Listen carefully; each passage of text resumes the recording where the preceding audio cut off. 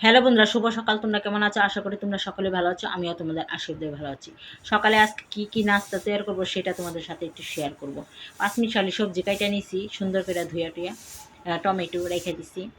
এখন এই সবজিটা ভাপ দিয়ে নিছি, ডাটা, লাউ, আলু একটু ভাপ দিয়ে নিছি।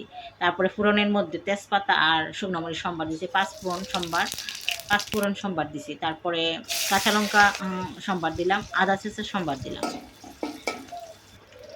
তারপরে এই যে সাদা তিলটা সম্বার দিলাম।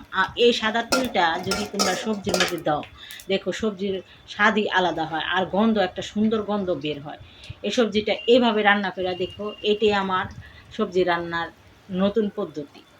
হলুদের গুঁড়া দিয়ে দিলাম আর কাঁচা সবজিটা দিয়ে কিছুক্ষণ মানে ভাজা ভাজা করতে হবে। তারপরে ভাপ দেওয়া সবজিটা দিয়ে কিছুক্ষণ পরে টমেটোটা দিয়ে জিরার গুঁড়া দিয়ে টালা জিরাটা দিয়ে নামাই হলো। একটু ভিজা ভিজা হইলেই রুটি দিয়া খাইতে খুব ভালো লাগে। দেখো সবজিটার কালার কি হয়েছে বন্ধুরা, দেখছো?